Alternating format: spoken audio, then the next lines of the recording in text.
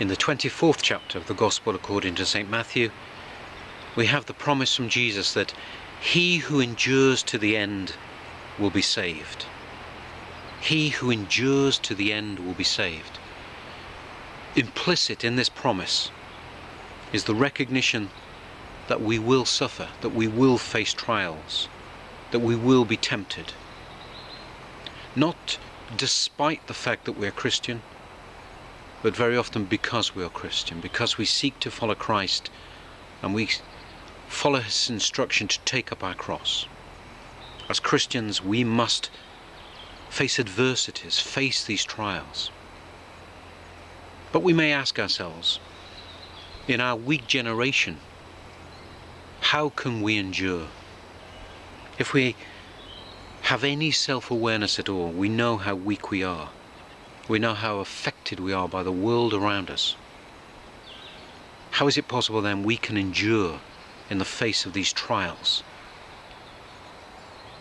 First, we need to understand and we need to recognize exactly what our trials consist of.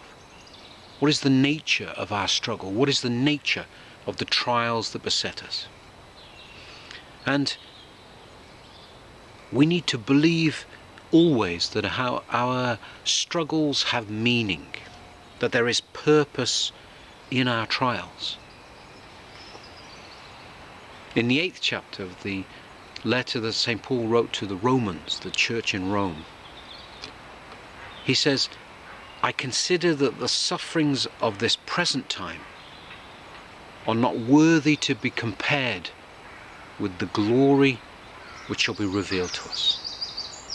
The struggles and trials of this time are not worthy to be compared with the glories that will be revealed to us.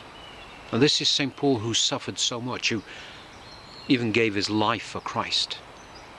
In the midst of these struggles and trials, he recognized that they are nothing compared with the glory to come.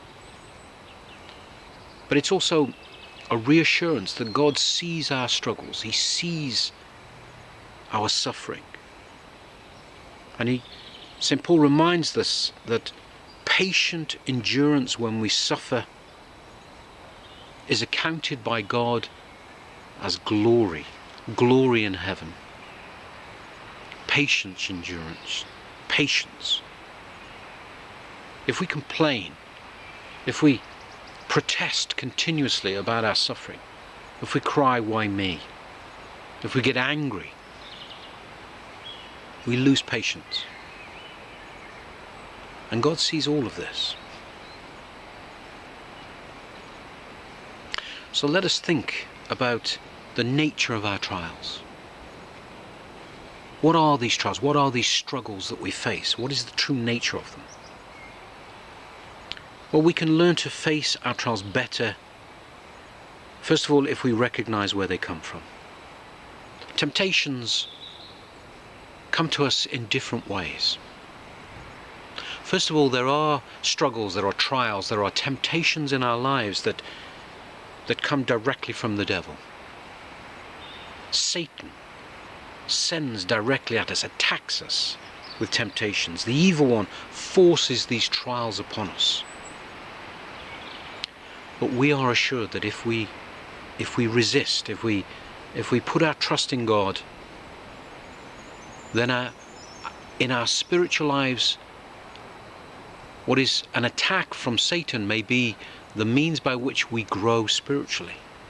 God can use even these evil attacks for our benefit. But if we remain patient, if we attempt to endure, we can also learn to recognize Satan's attacks in our lives. And we can grow in our ability to defend ourselves against them. There is a wonderful teaching from St. Anthony of the Desert, the great ascetic, father of monasticism. St. Anthony of the Desert says, I don't believe the devil has ever tempted me with the same sin twice.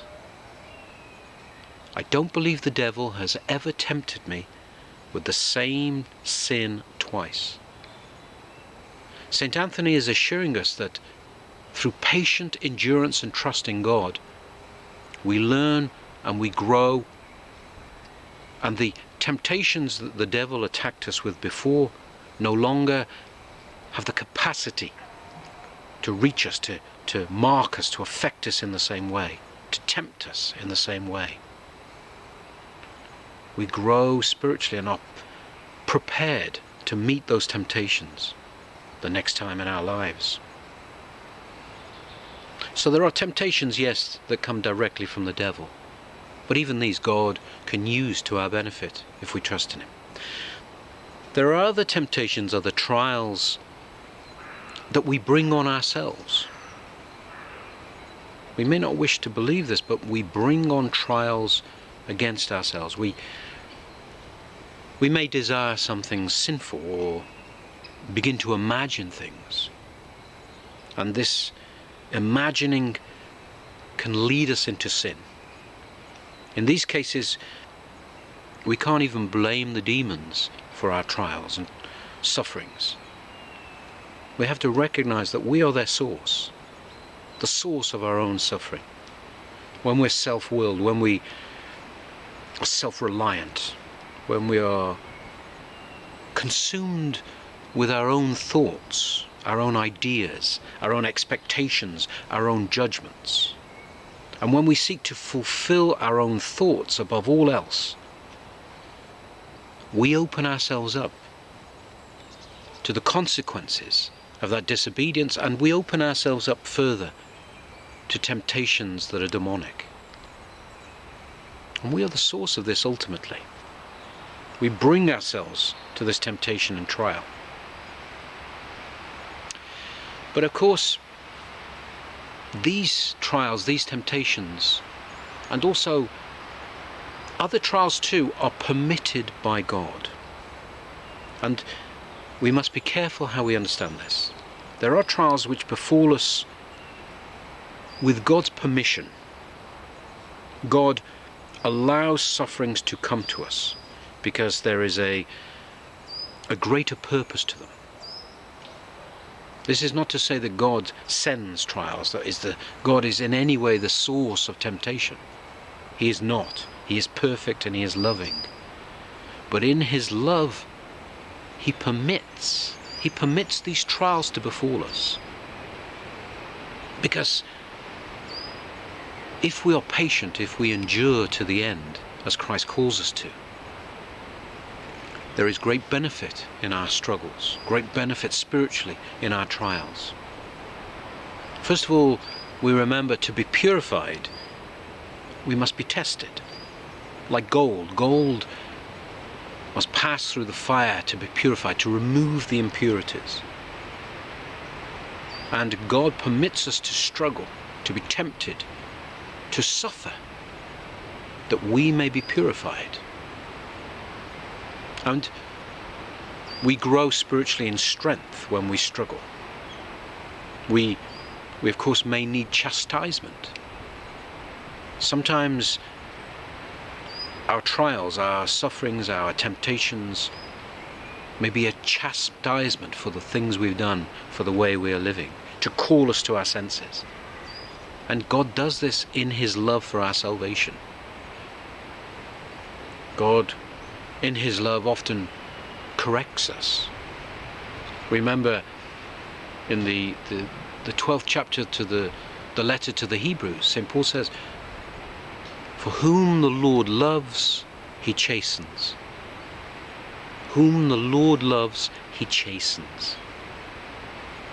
And of course, our trials, our struggles and sufferings may humble us, may strip us of the source of our pride. Or we may learn simply to trust in God, to rely on God more, to seek his strength and his comfort, and put away our self-reliance. Find his strength. There are so many ways we are blessed when we endure through our suffering. Let us remember, we do not grow spiritually when life is easy. The easy path, the wide path, the comfortable life offers us nothing in terms of spiritual growth. We only grow when we struggle, when we take up our cross. This is the only way to find salvation.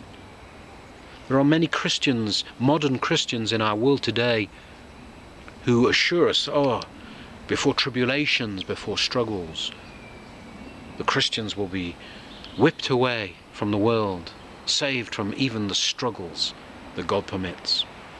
Of course, this is heresy.